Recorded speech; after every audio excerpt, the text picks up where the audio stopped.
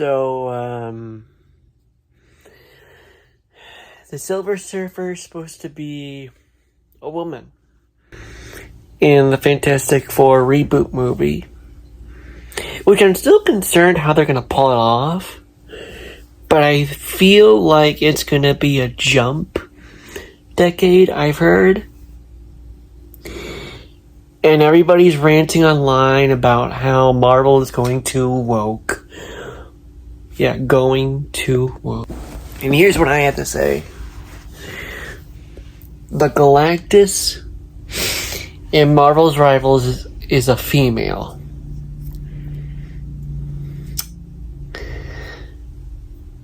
The Marvel's Silver Surfer in the Fantastic Four reboot is a female. Okay, here's my input.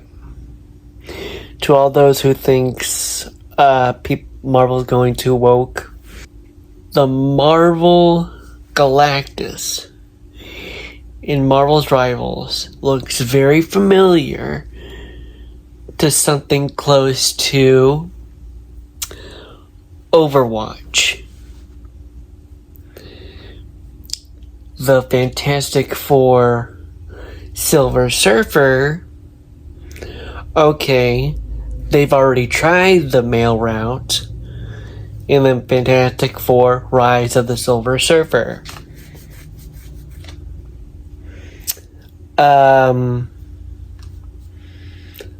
Look how that turned out. That movie was not good. That's all I'm going to say. That movie was terrible. It wasn't good.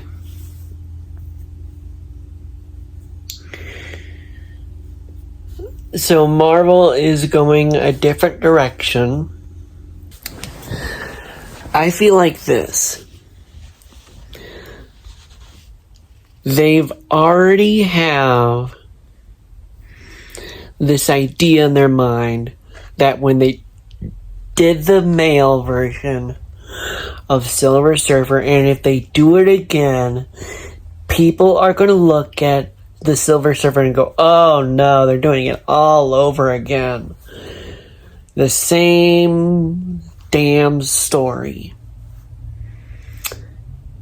Now, supposedly, in the Fantastic Four, I believe Galactus is going to be a huge person in the Microverse. And he's growing and growing. And this female version who is supposed to be serving him, you have a Silver Surfer in the storyline that defies against a male-dominant, obligate, toxic, masculine man being fought against a small version servant of him, for him, that helps him feed his hunger. Silver Surfer is that character. There is so much toxic masculinity that I've seen in my life that, to me, a woman standing up to a big, giant, masculine man, kind of like Dan Schneider with women in the Quiet on Set documentary, suing him, firing him, trying to get on his ass, saying there's toxic work ethics going on.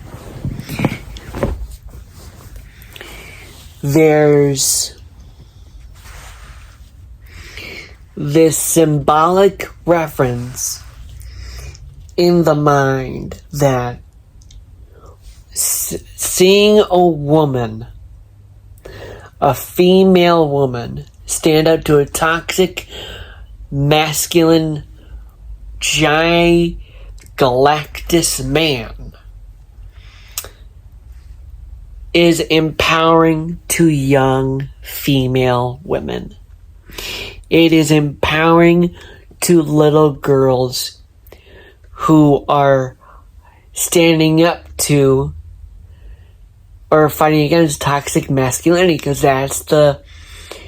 that's how people think, the society think, is that whenever there's male dominance, the male is a muscular. But a small woman like a Silver Surfer standing up and fighting against a big giant Galactus eating dominant planet, fighting against him, which is the storytelling of Silver Surfer, is a great storytelling and inspirational and different direction than what the Fantastic Four Rise of the Silver Surfer was telling, which had Jessica Alba being this conscience guide slash Jiminy the Cricket female to the Silver Surfer. Whereas it's now a female standing up to a giant toxic masculine Galactus man.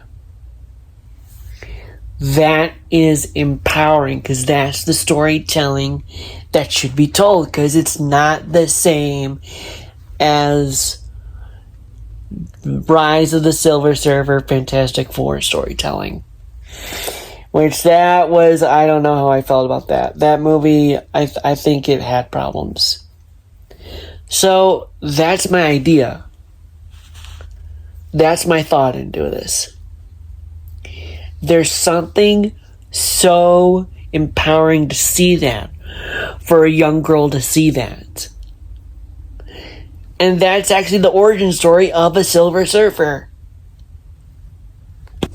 Saying, okay,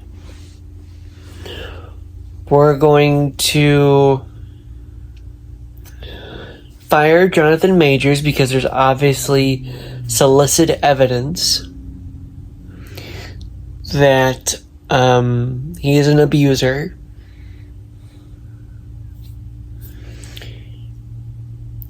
DC Comics, James Gunn says, hey, look, you had this issue with Marvel. Fans of the Marvel Cinematic Universe don't like your Kang version. Kang has already been killed off multiple times. I mean, this character is being killed off multiple times and yet keeps coming back. Like reincarnation, but like through multiple different timelines, multiple different time variants of him. Which seems interesting of a villain to me, which seems actually quite scary, in my opinion. If you think about it, this character, they keep getting him and punching him, and he keeps coming back up. His thing would be, I can do this all day.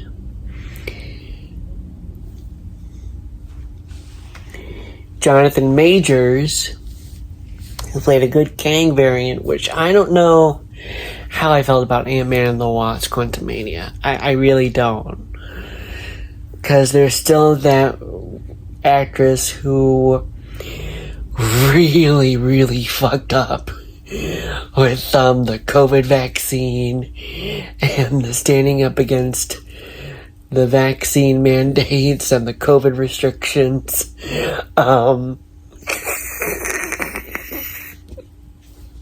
Which that's not a good idea. Publicity at all. Paul Rudd is an amazing actor as Ant-Man.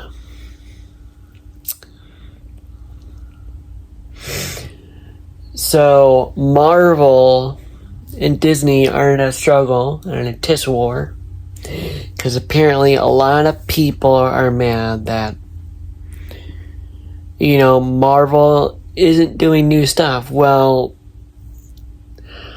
I think Disney's Loki and Disney's Moon Knight, Werewolf by Night, that was a great thing, by the way. And now we have a new Fantastic Four, which I don't know how I feel about that. To me, I wasn't much more of a Fantastic Four fan. I was much more of a Disney Marvels fan. I was much more into Spider-Man than I was into Fantastic Four. I think that was more my father's thing. But I did love this new style, this new direction that Marvel was doing with introducing Kang, because Kang was a big bad that whenever time you killed him, he would come back up. So why is it that people are saying Disney sucks, Disney's making bad content? Well, I think that's wrong. And Marvel's Rivals, which does a great explanation into the Marvel superhero lore, with Overwatch being Overwatch. I don't know how I feel about Overwatch 2. I've heard some negative, bad. I still feel like with this new direction of Marvel's Rivals, I think that's going to be great. Disney's Wonder Man looks interesting, actually, and it actually has one of the actors from who played Black Manta to play the Wonder Man character, which actually looks pretty fantastic in my opinion. And let's see. Oh yeah, they got rid of the guy who said, okay, hey, we're going to use AI technology. They got rid of the guy. And you have a company that loves you. You have a company that's made good investment in your characters. And Disney buying Epic Games. Disney with Epic Games partnership, Epic Games, which has made great video game storytelling. Buying Epic Games, okay. Epic Games created Fortnite, which has become the new Oasis, inspired, which looks like Ready Player One. I do not understand people's hate with Disney. I really don't. They got rid of the guy. They fired the guy who abused AI technology. Disney becoming this slime ball when you've got Nickelodeon on Sunset being a huge slime ball with 2 child predators and 1 male dominant and slash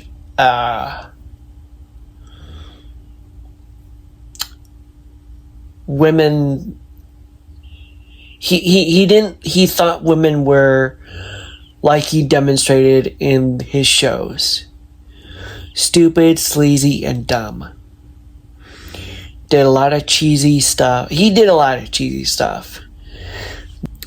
Yeah, I still don't get it. Disney being woke would be the definition of Disney.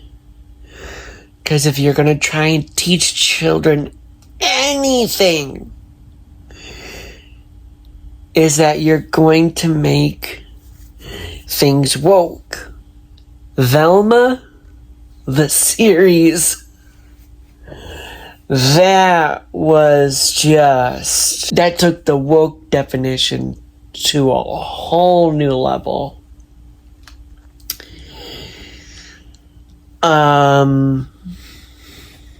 Yeah. Whereas Monsters at Work, that was awesome. I actually loved Monsters at Work. The season 2, I'm excited for season 2, by the way. I honestly think Disney's going in the right direction. I think it's stepping away from all its wrong and going, okay, we did great with Moon Knight, we did great with Werewolf by Night, we did great with not WandaVision, even though it was great entertainment. It was good on a mental health perspective, but the guy that was Bob Chapek abusing AI technology, so that's one's a downer. We did great with Loki. We did great with... I'm excited for Spider-Man, the animated series, which I hope, if I am right, it is an alternate dimension timeline of Spider-Man getting into Osborn Academy or something like that, whereas the Marvel MCU's got into Tony Stark, which is the Stark Industry Foundation, end up being Captain America Civil War, which, by the way, that was awesome. That was a great introduction of Spider-Man, actually. If anybody asks me what's my favorite Marvel movie, I still say Captain America Civil War, because that movie tops my tier.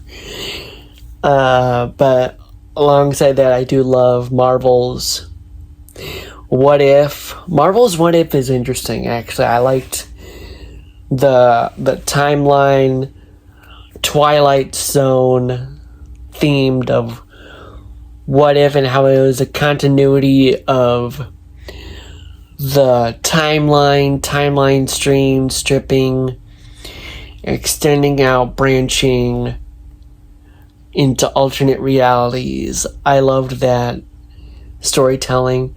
I really hope they do Peggy Carter series, like a Captain Carter series, like they initially planned. I thought that was a great idea. I thought when I first watched that first episode, I thought, man, they should continue it. And when I saw they did, I was like, wow. This series is good. This has to be a spin-off series. And they're doing a Marvel's Zombies, which is supposed to be Marvel's The Walking Dead TV show, which looks awesome. I think Disney's going the right direction. It almost went down the wrong path. Kind of thinking about it like how when the timeline TVA was worried about the time skewing and how a timeline was branching and how they had to dismantle everything and then everything had to fix it. But then, Bob Iger came back in and was like, okay, we're going to fix this. And he made a new branch, which if you think about it, that's what Loki is. It's kind of like an image of Loki. Marvel and Disney's having a Loki storytelling, which is reflection of the storytelling. So, yeah. Just wait, guys. I think Disney's doing big things. I think they're going to do great storytelling. I think it's fantastic. I love it.